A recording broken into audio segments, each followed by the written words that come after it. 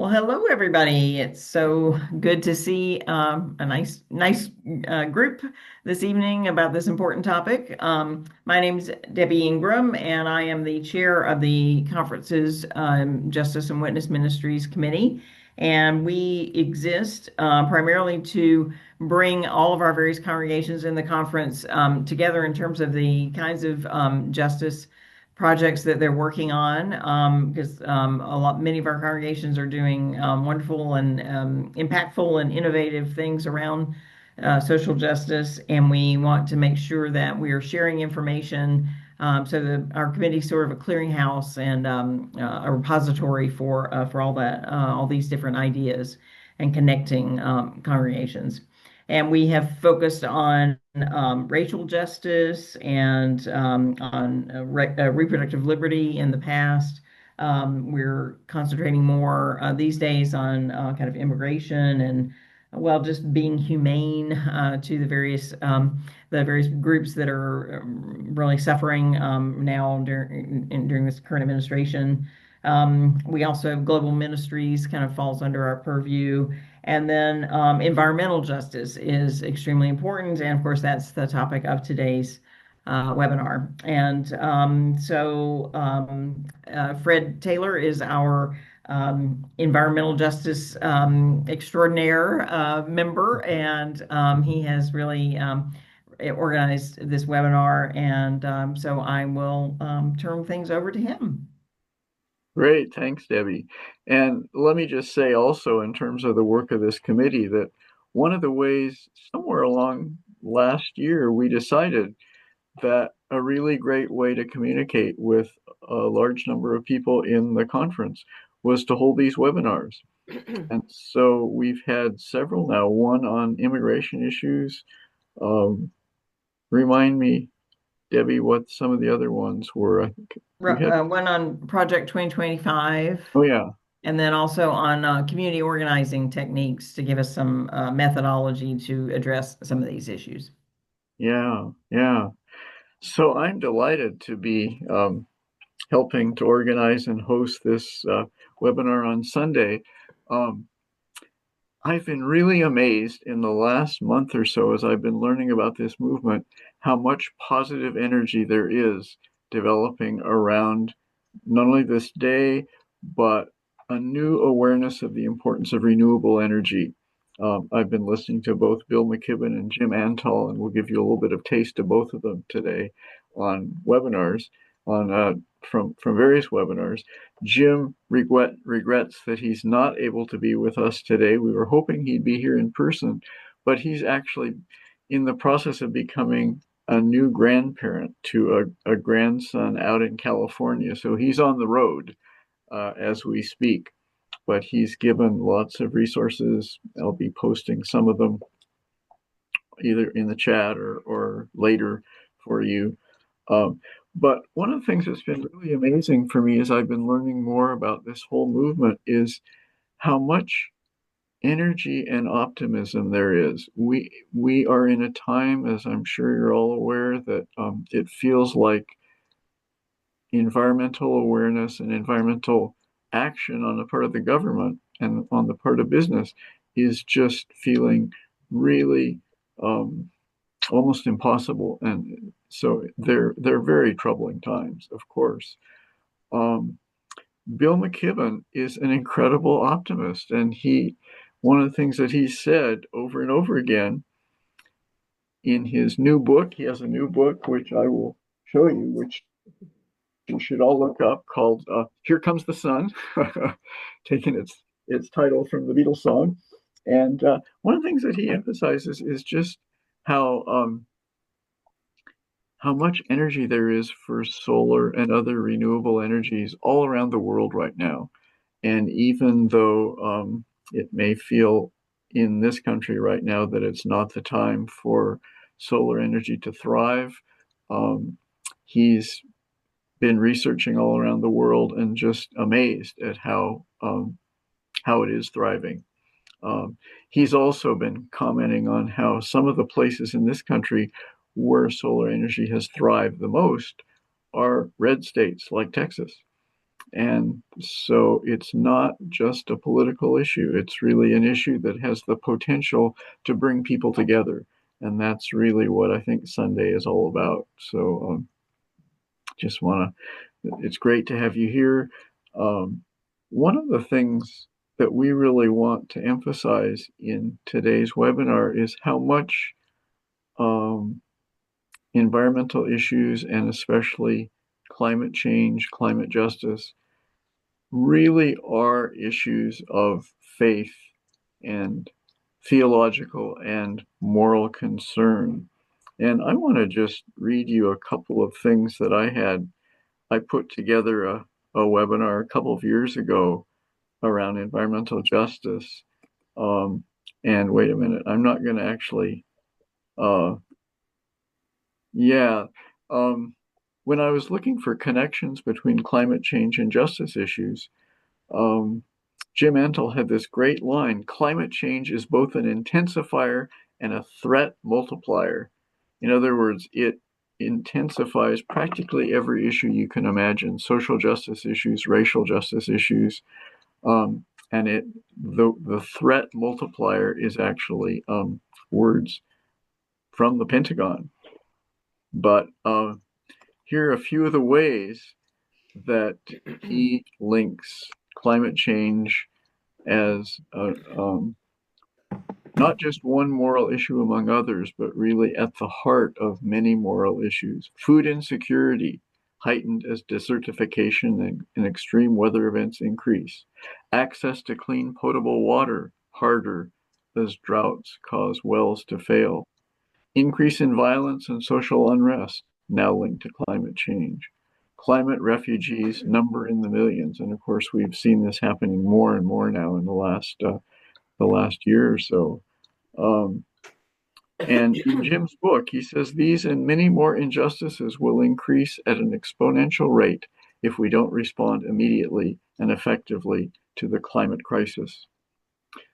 So it's just I'm an ecology teacher, and one of the things I always love is when we can talk about how everything is interconnected. And so I hope just the few words that I said give you a little bit of a sense of how everything is interconnected and is so much um, when that we just need to see the larger picture and be ready to move with that. Um, so I think that's about all I want to say to start with. Carrie sent me this poem, and we thought it might be a neat thing to begin with. Carrie, would you like to read this out loud then? Or, Oh, sure. Fred, I sent it off to you and not wasn't expecting it. I well, might be well, able to grab it quickly. I have it handy. I'd be glad to read it here. Sure, you read it in the beginning, and we can close out with it. So go. Okay. Oh, that sounds good. Yeah. This is a poem who I did not know about. A poet, Steve Garnos Holmes, called Unfolding Light. And I thought the imagery was so relevant to the issue we're talking about today. So there is much you cannot change, but bring healing where you can. We are not promised to be given light, but to shine with light. Don't become an enemy of the world and its brokenness. Stay tender. Become a source of comfort and joy for others. Let this purpose bear you through the darkness, and you yourself will become light. Take courage, trust grace, stay connected, practice love. And those are words worth hearing again, so they'll be great inspirations to close out with. So, since Jim wasn't able to be here in person, we wanted to share with you part of a webinar put on by the National UCC, hosted by Brooks Burnt, who is our National UCC climate change and environmental expert and organizer.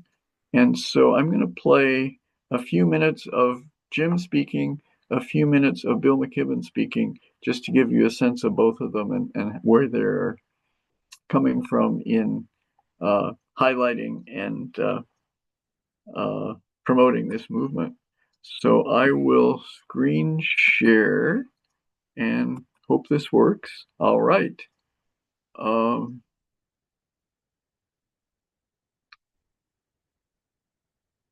let's see now, where is that? Here we go. Oh, and I think I need to enable sound too. Does that? Uh, huh. Share sound. That's what I need to do. Okay. So here we have Brooks introducing Jim.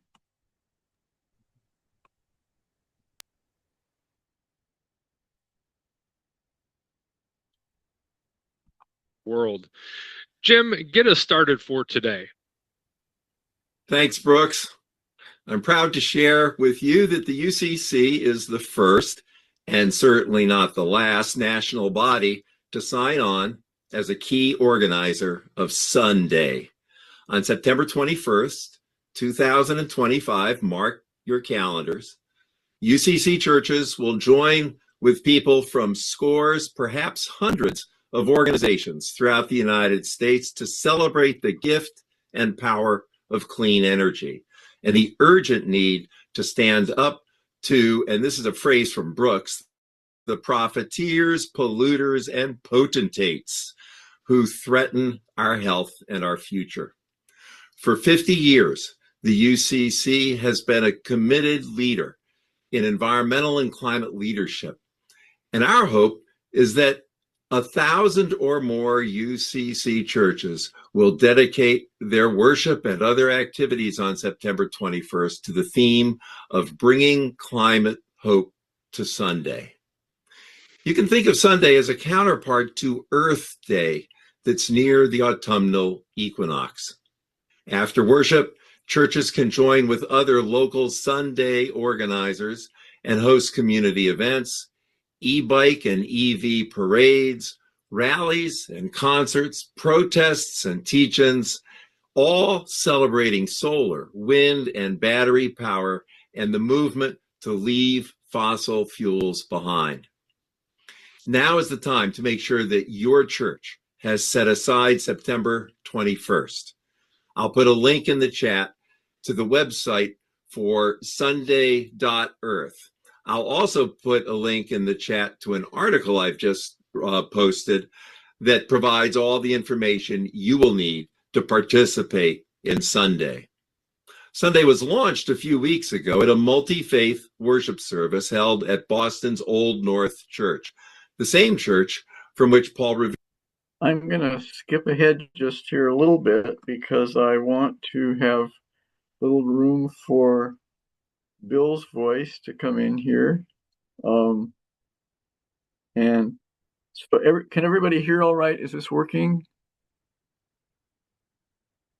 Yes, it is. Yes. Okay, great.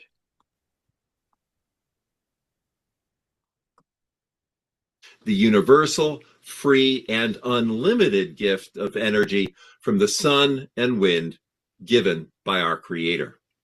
I helped organize that worship service, and I can certainly confirm that Bill McKibben is thrilled that the UCC is an early endorser of Sunday. We'll hear from Bill in a minute, but before we do, I want to take you back 55 years. In 1970, no one imagined that an unknown ragtag group of organizers could succeed in getting our federal government to enact laws and legislate rules that would protect land, water, air, flora, fauna, and humans. But when 20 million Americans showed up in the streets and parks and lecture halls in every part of the country, the mandate was clear and change happened. In the decades since that first Earth Day, the scientists and engineers have done their job. They have given us all the technology we need to power our lives and our economy with clean, renewable energy. Now it's up to us. It's up to our generation, whatever generation you may be part of, to celebrate the fact that we can do this. we can make all the transition we need to clean, God-given renewable energy a reality, not only for those who can afford it, but for the least of these among us. Let's make Sunday a day filled with the light of truth and the promise of hope, a day that reveals a just and secure future, not only for us, but for all of God's creation. Thank you. And now let's hear from Bill McKibben. Hey, friends.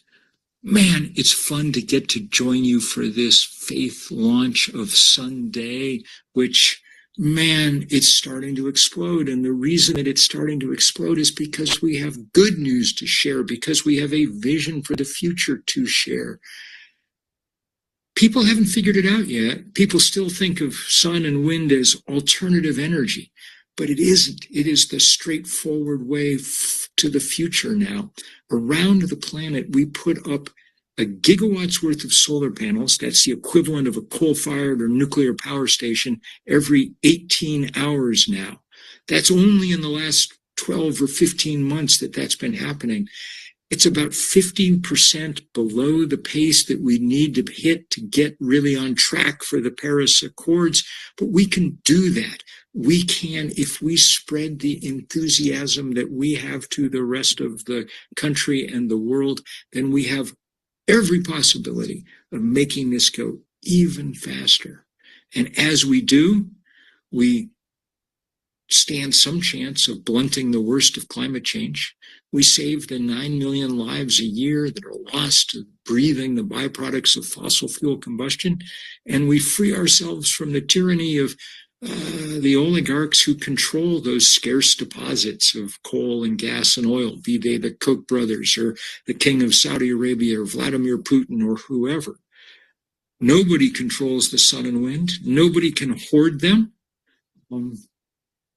This is energy from heaven, not from hell, and there's nobody better placed to spread that message than y'all. I cannot wait to see everything that you come up with and to help in every way that I can. God bless y'all, and we will see each other soon. All right. I'm just going to show another quick clip of Jim talking about how much this is a theological issue. 29 here.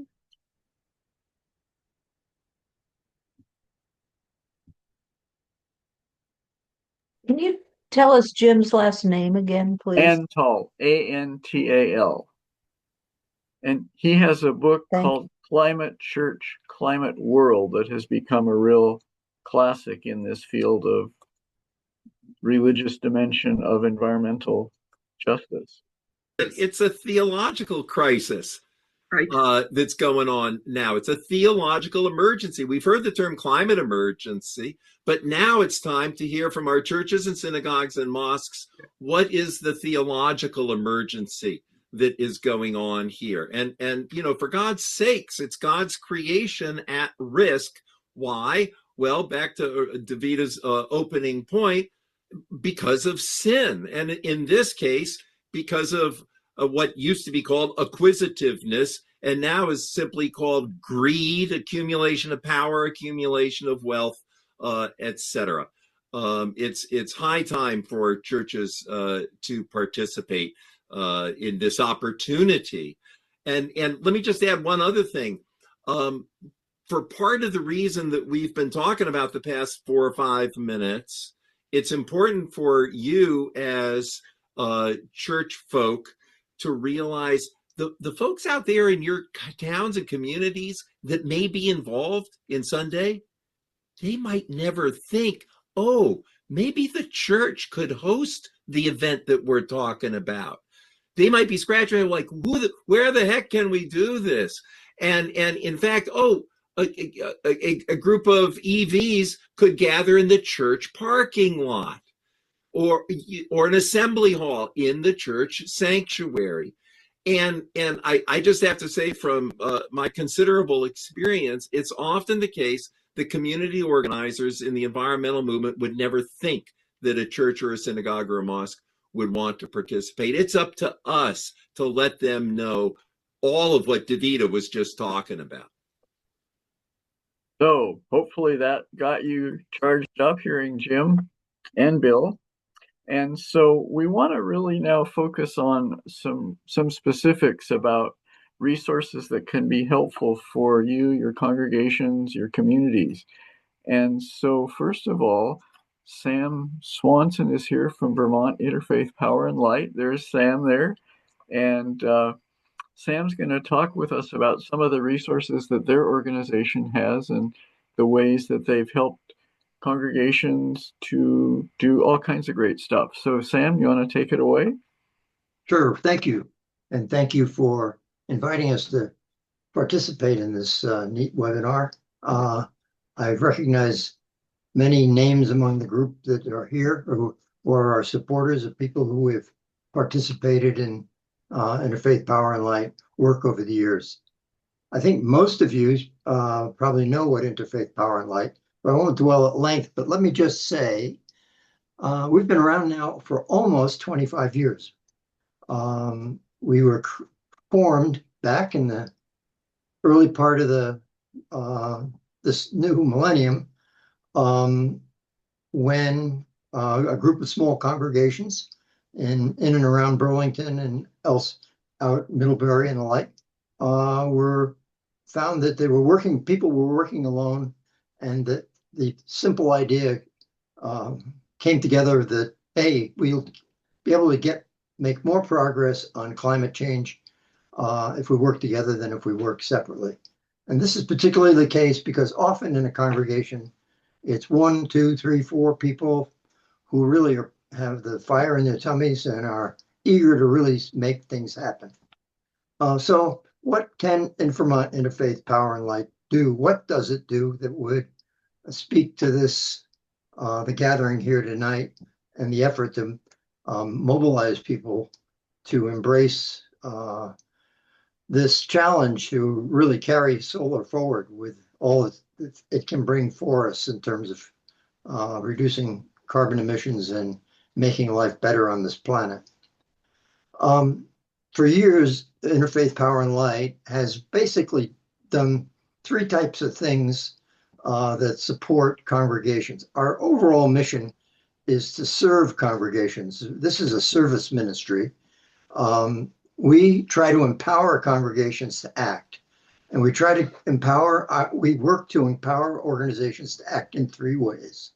One is to understand the challenges that we've just heard spoken of by Jim Antal, Reverend Jim Antal, and our friend Bill McKibben. These people are articulate voices and leaders nationwide and are doing a great job of conveying the underlying ideas behind it. We work with congregations. Second thing we do with working with congregations is to help mobilize them, empower them to raise their voices in the public dialogue. Many of you may have heard of and have participated in Climate Action Day at the legislature in February. We work with Vermont Interfaith Action and bring people from congregations to the legislature to raise the voice of the faith and spirit community as the importance of addressing action and making progress at the policy and expenditure level in the state. And the third thing we do, and this really what I thought would be perhaps most interesting to you tonight, since we're talking about what can congregations do to actually install solar, and what are the pathways. One of the things that over the years, Vermont Interfaith Power and Light has offered energy assessments of individual congregations. We'll send in one of our skilled professional energy staff, someone who has, perhaps many of you know Ron McGarvey, who used to lead the Vermont energy efficiency with their residential program. He offers walkthrough audits. Well, in 2019,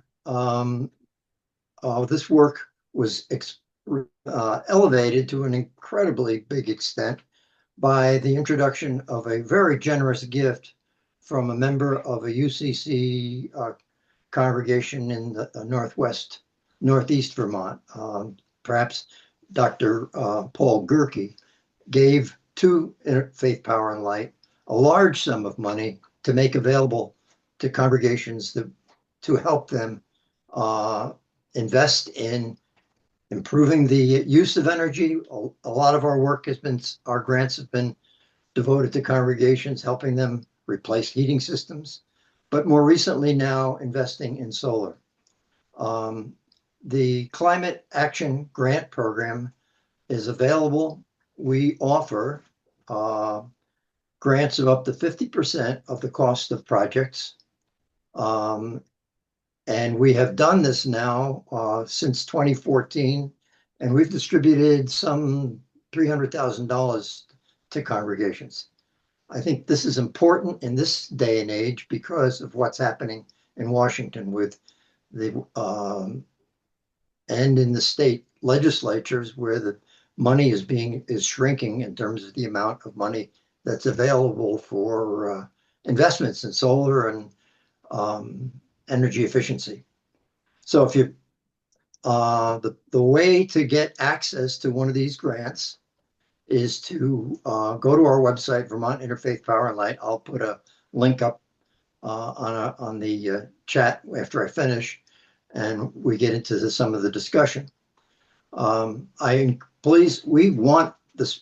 We have a lot of money to distribute, and our goal each year is to distribute about $50,000, and I think we'll achieve that by the end of this year without a lot of difficulty. The key thing that you may want to know is that it is a matching grant program, but if you get grants or you obtain incentives from public sources, you can count that towards your match, so that the funds that we give are designed to help you. And the only restraint on our efforts is simply the goal to be able to distribute these funds in a way that's productive and enables the program to help congregations across Vermont. The last thing, the other thing that we're doing is trying to keep on top of changing policy both at the state and national level. And we offer webinars from time to time and post on our website and in our monthly newsletter information about what's going on. I'll just touch on something that's very important, and that is the impact of the new tax bill that was passed on the 4th of July by the Trump administration, which significantly curtailed the availability and timing of the funds that are available. I came across today a great new resource. It was just released yesterday, I think it was, by the Clean Energy Group, and I will post a link on it to it. And it's basically, the article is what not-for-profits, nonprofit organizations need to know about tax incentives for solar and other clean energy pathways. I think I'll stop there, and we'll come back to in the discussion perhaps what are some of the details of how the national program is constraining, changing the availability of funds for congregations and other not-for-profit organizations. I welcome your participation in Interfaith Power and Light by just reaching out to us if you have questions. If you're an individual congregation trying to make an investment, go to our website, find out about our clean energy grant program and call us if you have questions about it. Our goal is to enable you to make some progress on this. We think that we can proceed in the face of the challenges that are before us, and I think it's important, especially for communities of faith, of churches. And UCC is perhaps one of the most important actors in Vermont as a faith community that is present in almost every corner of the state with vibrant congregations. With that, I'll pass it back to you, Fred, and answer questions, and when the time comes, and provide any information you guys may want from us as well. Okay, thanks a lot, Sam. And we will have time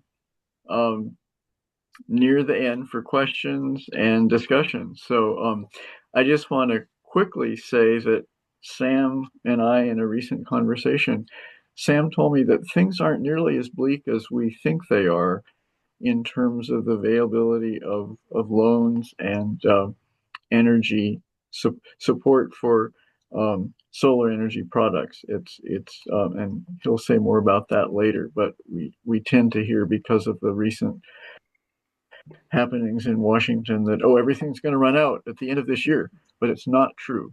And so it's really good to know the details of that, which we'll come back to later. So we have several folks here now who have been involved with solar projects or other environmentally related projects. And we've asked them to speak a little bit. Barbara, I think you were going to talk about your projects at Second Congregational Church in Bennington, and Carrie Gaunt is here with us to talk about St. Michael's Episcopal Church in Brattleboro. So, Barbara, you want to? Sure. I want to say that we've had 3 major projects, but we've had many more. The first one that I want to talk about is our solar project, which happened maybe 10 or 12 years ago. We installed 72 solar panels on the roof of the church, and we paid for that by using 40,000 from our endowment and 20,000 from a matching grant from GMP. And that has provided us with about $4,200 a year on our electric bill. So when you multiply $4,200 a year times the 10 years or 11 years that we've had the solar panels, we've had a good return on our money.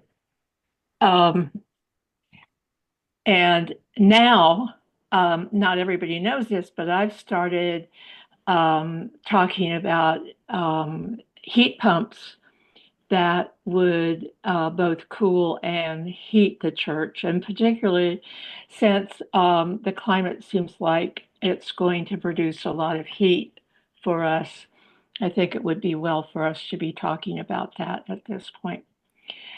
After we installed the solar panels, some of us got together and we said, wouldn't it be fun to have a celebration for our solar panels and invite the community? And we did. And it was really amazing. It was sort of a little local playground, and information from solar panel vendors, and demonstrations of electric bikes, and all kinds of things that we could think of.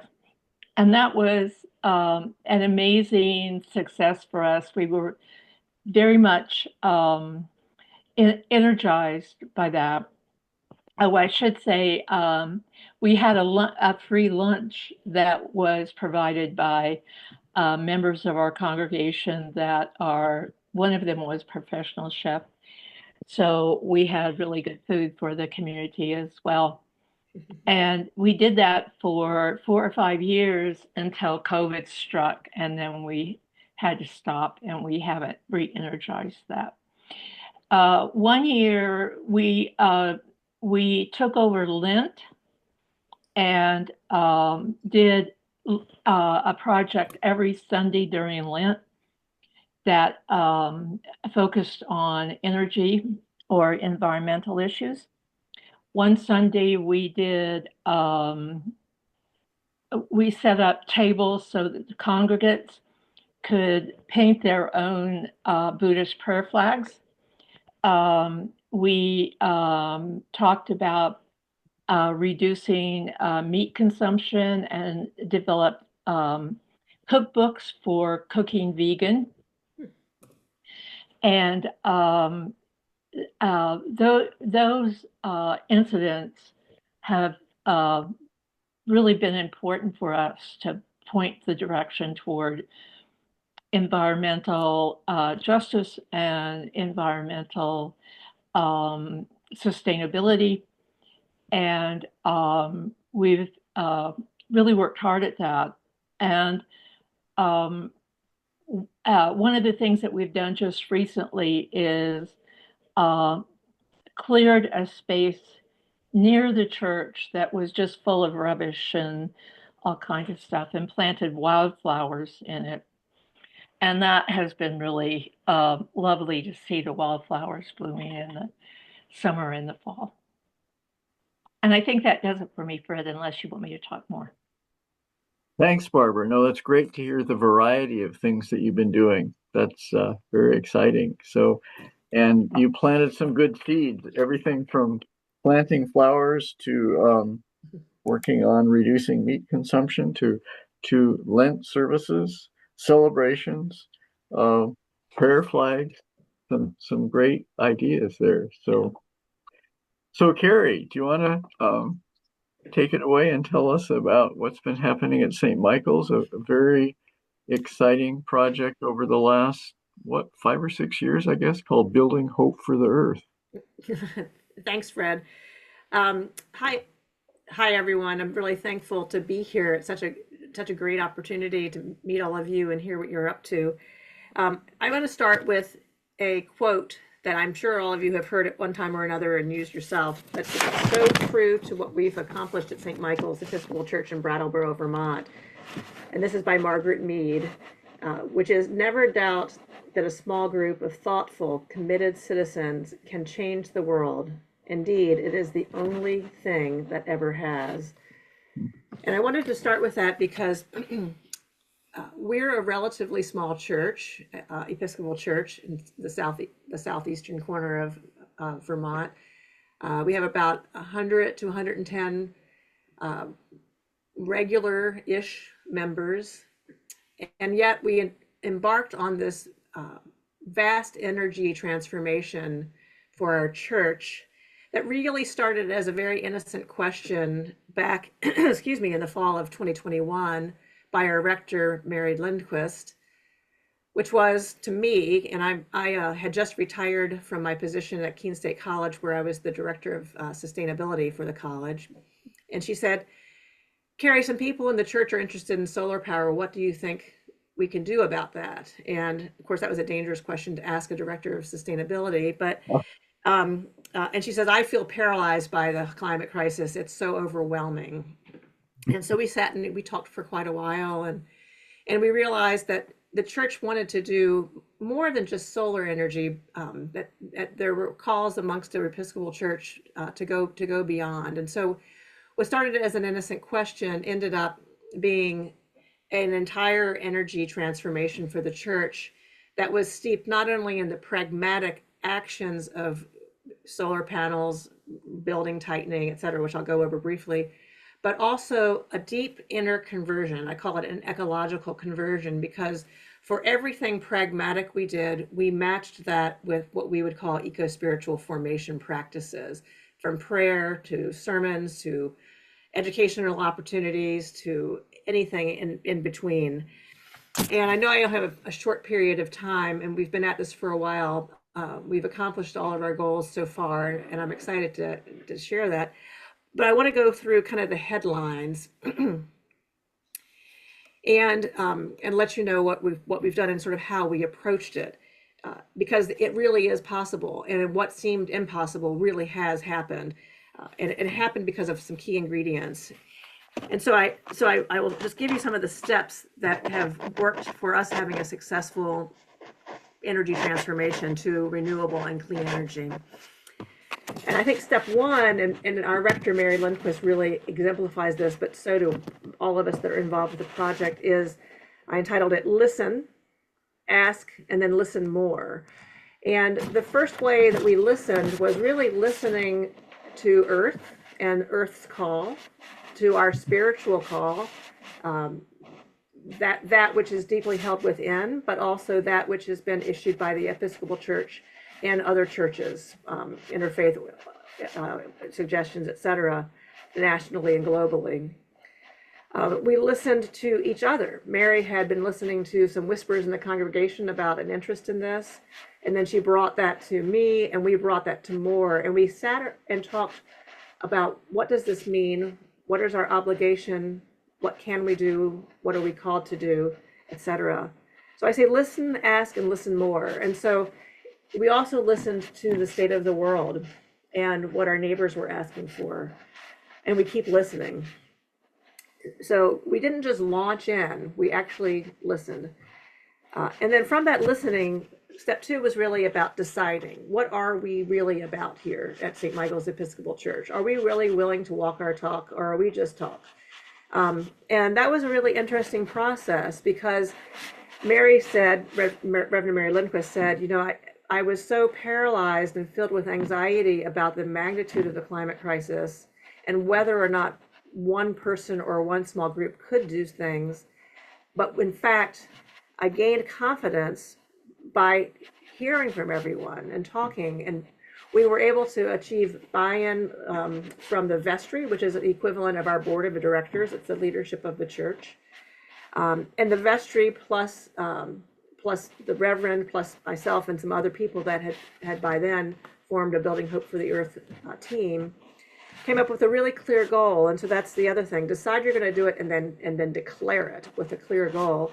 And our goal is that St. Michael's is committed to pursuing an end to our reliance on fossil fuels and a transition to 110% clean renewable energy by 2030, tithing 10% of this energy back to our community. And so that's how we embodied our social justice commitments. We intend to generate 110% renewable clean energy. That extra 10% will go to organizations in the community that are in need of support.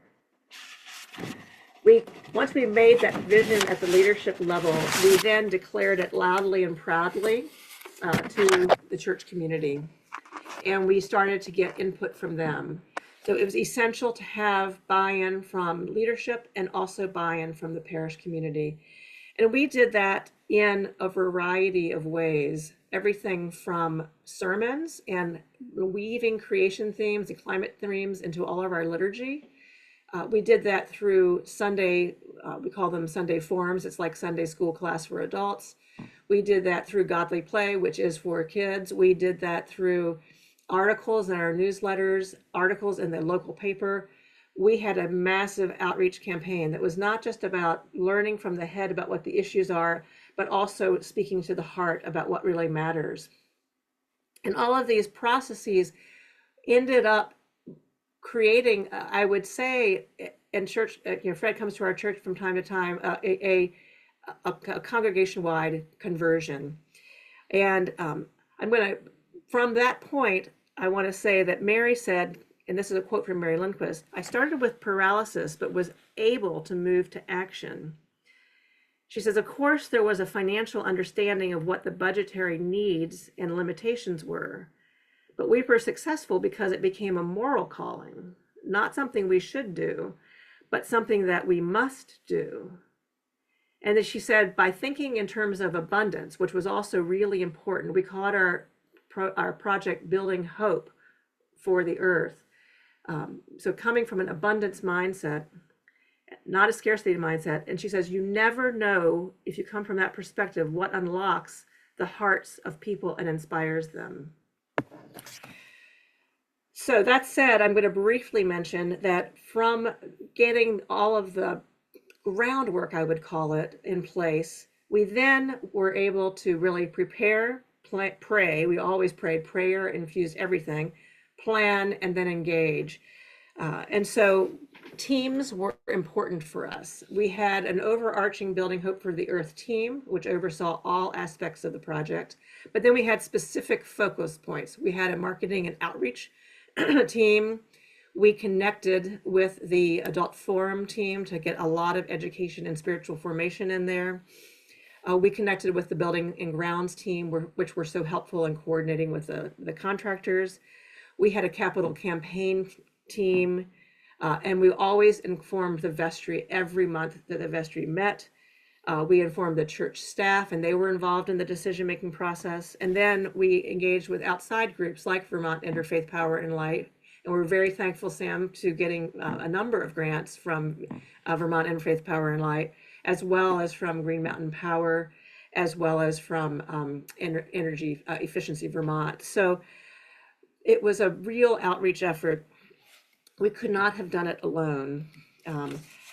I won't go through the steps other than to say that we started with a rigorous energy audit, and we did end up hiring outside of our readily available resources because we wanted a soup to nuts process that actually went beyond just energy to look into water use, et cetera. So we hired a firm from New Hampshire called the Resilient Building Institute, and they did an excellent job, and that sort of formed the foundation for our overarching plan. And then I want to say that once you have the plan in place, really complement it with clear implementation steps, clear timelines, clear leads, and a clear budget. Mary Lindquist is a master at identifying people in the congregation who have talents and skills and passions, and then asking us to mobilize. And I was considered the visionary leader, and I have a very big picture thinking. We had an engineer on our team who loved spreadsheets, so he was able to pull together all the data on budget and the timelines on how the projects were going along. We brought in a lot of different contractors. I'm happy to answer questions about that later. But I do want to say, with what we've accomplished, in order to do the project, we had to replace our roofs. So that was step one, replacing the roofs. When that was done, we added insulation and air sealing of the roof lines, the roofs. It's always a good place to start. No point in adding solar if your building is leaking a lot. We then completed a comprehensive air sealing, weather stripping, all that kind of stuff to make our buildings tight, which was immediately noticed by the congregation, and they appreciated the comfort, the new comfort. We have an old sanctuary, as many of us do, right? We changed out all of our electricity, all of our lights to be LED. So we had very high efficiency lighting throughout the whole church, including the sanctuary. Then we installed all the solar panels we could on the buildings, which got us to about 60% of what we need to achieve our goal. And then we completely converted our energy supply to electricity by using and installing Mitsubishi heat pumps, mini split heat pumps all over the place. That's a project that took a few years, but we finished our last big push of that with the sanctuary just in time for this summer, and thank goodness, because it was so hot. What we're doing right now is collecting data from all of these efforts to see how much additional electricity we need to obtain in order to achieve our 110% goal. And then we're starting to develop strategies for how we'll achieve that. And those will be implemented in the next year and a half, we hope.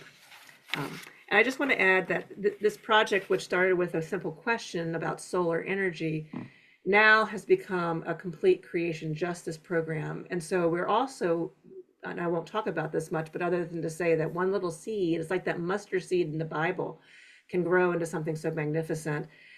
We have a creation justice team that's now starting to match our carbon neutral approach, zero emissions, with a zero waste plan. And that's our next big push as we complete Building Hope for the Earth. I wanted to say as a last thought for this is to believe, it can happen. Small churches, individuals, we can make a difference. We really can. I believe that with my entire body. And I would say at St. Michael's, we try to do that with the power and strength of faith, matched with love, matched with moral grounding, matched with inspiring vision and clear goals, matched with committed, passionate leadership, an incredibly engaged community, and what we would call grace and grit. It took hands-on effort, but it also took the will of faith and grace to get us through. So thank you for that. It was a whirlwind. It's a huge project, but hopefully that can be inspiring. And I'm happy to answer questions later. Thanks so much, Carrie, and just such a multifaceted project with so much energy and accomplishment. So it's great to hear about that. So we want to have time for questions and discussion now. Uh, we were we said we'd finish up at 7:30, but can we go a little bit over that, Debbie, if there's energy for people to continue to? It'd be nice if we could have at least a good 10 or 15 minutes to talk. So Sure, we can, why don't we, I'll let people leave at 7:30 if they need to, sure, and then, but we yeah, can continue, say, till 7:40 if people are able. So yeah, whoever, yeah. you make your own decisions.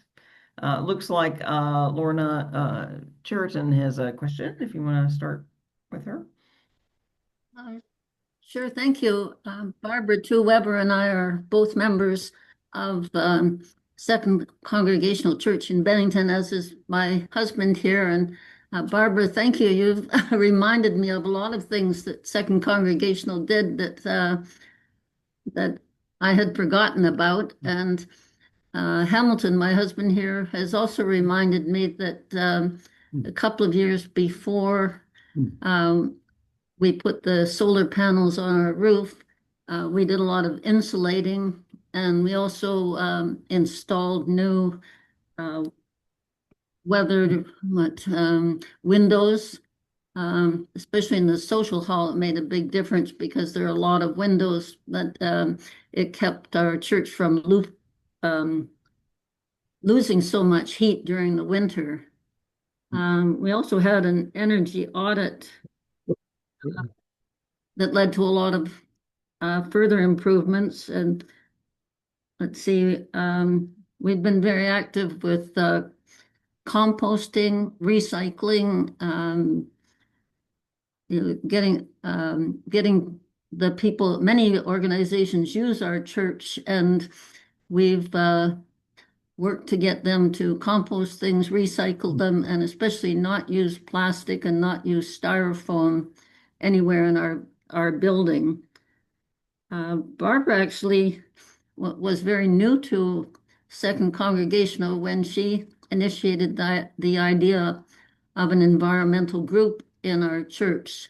That became Earth Advocates, and she's also been instrumental and a leader in the town organization, which is Climate Advocates. And the two advocating groups certainly have cooperated at times. And Barbara's also has offered and is going to lead a learning opportunity on some aspect of environmental awareness that's coming up. So it's really great that things like this happen up from the grassroots, not all directed down by the pastor. Marsh Hudson Knapp is a real energetic member of our congregation, and he raised a big troop of people to work at the food truck festival, and this past weekend at the Garlic Fest. We wore these volunteer shirts, and we managed to get a lot of people's throwaways into the right categories. So they went into trash, recycle, deposit cans, plastic wrap that could be recycled, and we saved a lot of stuff from going into the landfill.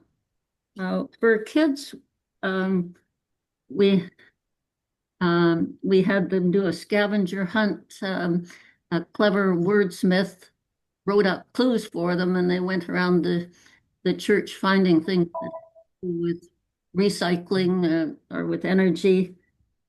Um, and also they helped us cover up outlets. You know, even the ones down low, they were good at reaching those. And finally, my husband reminded me that when we renovated our sanctuary, we had new lighting installed that's much more efficient. So thank you for listening. Thanks, Lorna. And thanks for the reminder, just the variety of things that congregations can do. And one of the things that most excites me about the idea of Sunday is that all around the state and all around the country, people can be doing everything from gatherings to e-bike demonstrations to electric vehicle demonstrations, sermons on Sunday morning. I think that's really key that people think in terms of the leadership that the pastors can give to really highlight these issues in a theological and moral context. So that's one of the things we hope to inspire with tonight's webinar is just to get you thinking creatively about some different ways that you can be involved. So other questions or ideas, other things that other churches have been doing?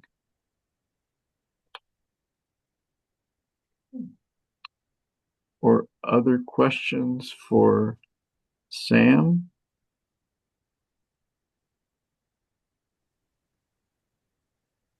Fred, I'll just take a second to echo some things I've heard from the other speakers in their experience with in their congregations.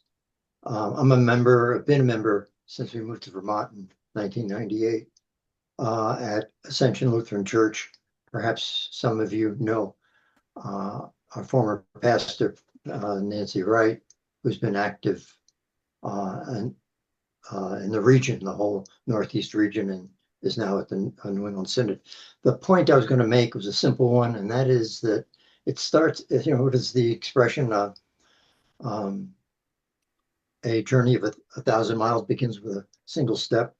We began at Ascension, we began this in 2004, and we're still at it. We've nibbled away at all kinds of things, replacing heating systems, lighting systems, gotten into cleaning up the brook next door. And really, it has not only been focused on energy, but it begins to change to be a walk the talk from a spiritual perspective on a lifestyle that is in fact sustainable. And I think we've heard from many national leaders that one of the problems that we face is that this is not a technological problem or just a environmental problem. It is in fact a problem of the spirit and the way we live our lives. And our society is organized around economic growth, which is only measured as successful when we continue to grow faster and further. And yet we know the planet's resources are limited in our ability. And perhaps the greatest limitation on it is climate change. The whole act, the persistent step-by-step act has enriched not only the core people who really join and move this, but engaging people in all parts of the congregation, all parts of their lives, from the kids to the most senior of us. It's been an inspiring journey, and I invite you all to jump on board and start one in your own community. And in Vermont Interfaith Power and Light is here to help you if we can. Great, thank you. Great, So, thanks. yeah, so Fred, I think we are actually at the hour. So if folks want to jump off, we certainly Well, understand. Everybody's got busy lives, but yeah, if you have some other. One quick thing before you leave is I just put in the chat a bunch of links to Sunday websites and especially the um, faith community site for Sunday with lots of resources about everything from liturgical resources, sermon ideas, music, projects you can undertake. So check out the chat. Yeah, Paige. So, if you could help me understand how to access these links once the Zoom is over and the chat room is gone. Yeah, that's Right. always a mystery to me. Can we just send them out to everybody, Debbie, Yes, all the exactly. Yeah. participants? Okay, Yeah. So if you, yeah, okay. So if you registered, which you did, which everybody did, right, to get on. So we have your email and we'll work with Jackie from the office, and she will send out all these links to you in an email. Thank you so much. This is taped, so can we watch this again? Yes, that's right. This was recorded, and so yeah, we'll also send you a link to watch the recording of this. Yeah. Okay, Yeah. thank great, you. great. And please feel free to share that with other people in your congregation that maybe couldn't make it at this Oh, time today, but are absolutely. interested. Yes. Yes. And feel free to get back to any of us if either to Debbie or me or Sam. We can help you brainstorm some other ideas and hope that you've been able to make some connections with people in your area. I mean, I'm, for instance, intrigued that there's a group from Center Church here in Brattleboro, some folks from the Guilford Church, Carrie from St. Michael's, and so I'm hoping that we can drum up something really fun in the Brattleboro area in the next few weeks. So, And Fred, if I may, if that was such a whirlwind of what we did at St. Michael's, but with, and since Sam is here, in conjunction with Vermont Interfaith Power and Light, there's a Building Hope for the Earth half-day workshop oh yes, at St. Michael's Episcopal Church on October 18th from 9:30 a.m. to 2 p.m. And it's going to include everything from forest bathing to a tour of what we've done and a discussion of green teams, brainstorming ideas, and learning a lot more about what's possible. So I did put something in the chat about connecting with that program if you're interested. But I think it's going to and be a great day. we can send that out as a link to folks who Is, registered also. So is yeah. that an in-person workshop? It's an in-person workshop, although parts of it will be available by Zoom. So, and we'll send out information on that. We're just trying to figure that out. And there'll be one on September 27th uh, at Ascension Lutheran Church in South Burlington, a similar event in the other end of the state. Looks like Jackie from the conference office wants to tell us something. I do. I would love for you all to send in either at email at admin@vermontucc.org pictures and things that you are doing with your church on Sunday so that we can follow up and let other folks and encourage other folks with what you're doing. So if you have pictures of what you're doing on that day, please send them to admin@vermontucc.org. The e-kit goes out every Thursday, and it needs to be in by Wednesday at the latest. We usually ask for Tuesday, but Wednesday at the latest. Thank you. Oh, great, Jackie. Thanks. That's a wonderful idea. And that can go for things that you're working on planning. It can go for things that you do after the fact. And I think one of the things, Carrie's announcement and Sam's announcement about events coming up in October um, reminds me that Bill and Jim are both saying this isn't just one day, this is an ongoing process. And this is a process of collaborating, working together in our communities, and it carries us forward into the future. So Sunday is, if nothing else, it's a kind of a energizer bunny that gets us moving and helps us to connect with other people. So yeah. Any other folks that are still here? We have time for maybe one or two comments or questions. Well, it's been a wonderful conversation. Um, should we close with that poem again then? Sure. Do you want to read that? You got that handy now, Carrie? I do, yes. Thanks, Fred. Great, thanks. And thank you, everyone. This was wonderful. Thank you. So again, Unfolding Light by Steve Garnis Holmes. There is much you cannot change, but bring healing where you can. We are not promised to be given light, but to shine with light. Don't become an enemy of the world and its brokenness. Stay tender. Become a source of comfort and joy for others.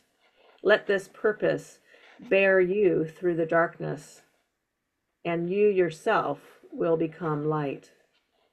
Take courage, trust grace, stay connected, practice love. Amen. Amen. Thank you, everybody. Thank you, Carrie. That was a wonderful way to begin and end. Thanks.